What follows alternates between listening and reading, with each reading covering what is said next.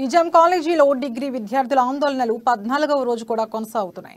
Hostel building ను పూర్తిగా UG విద్యార్థులకు మాత్రమే కేటాయించాలని డిమాండ్ చేస్తున్నారు. రాష్ట్ర విద్యాశాఖ ఇప్పటికే కొత్తగా కట్టిన హాస్టల్ బిల్డింగ్ ను 50% పీజీ, 50% డిగ్రీ విద్యార్థులకు కేటాయిస్తూ ఉత్తర్వులు జారీ చేస్తుంది. ఆ నిర్ణయాన్ని విద్యాశాఖ వెనక్కి తీసుకోవాలంటూ విద్యార్థులు ఆందోళనలు మొదలుపెట్టారు. మరోవైపు నిజాం కాలేజీ విద్యార్థులకు ప్రతిపక్ష పార్టీలు మద్దతు ప్రకటించాయి.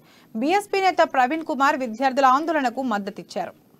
వాళ్ళ భవిష్యత్తును వాళ్ళు తయారు చేసుకోవాల్సిన విద్యార్థులు ఈరోజు తెలంగాణలో మరి చెట్ల కింద నిలబడి పాపం అన్నం కూడా తినకుండా రోజు పోరాటం చేస్తున్నారు. వాళ్ళు పోరాటం చేస్తున్నది ఏదో ప్రగతి భవన్లో సీట్ కోసం కాదు, లేకపోతే ఒక లగ్జరీ జీవితం కోసం కాదు, లేకపోతే విదేశాలకు పోతామని కాదు. కేవలం మేము చదువుకోవడానికి మాకు హాస్టల్ కట్టిండ్రు, మా హాస్టల్ మాకు ఇవ్వండి అంటే కూడా ఏ పాలకుడు కూడా దీని మీద స్పందిస్తలేరు. సో మరి ఈ రోజు నిజాం కాలేజ్ విద్యార్థులు లేకపోయి ఉంటుంటే, మరి ఈరోజు ఉస్మానియా విద్యార్థులు లేకపోయి ఉంటే తెలంగాణ వచ్చేదా అనేది ఈరోజు మరి ప్రగతి భవన్లో కూర్చున్న పాలకులు గుర్తించాలి. మరి ఈరోజు ఈ పిల్లలు ఈ అమ్మాయిలు అడుగుతున్నదంతా కూడా కేవలం ఒక హాస్టల్, మా హాస్టల్ మాకు ఇవ్వండి అంటున్నారు. దాంట్లో ఇప్పుడు 50% అని చెప్పి దుర్మార్గంగా నిరంకుశంగా మీకు 50% ఇస్తామని రకరకాల కండిషన్స్ పెట్టిండ్రు.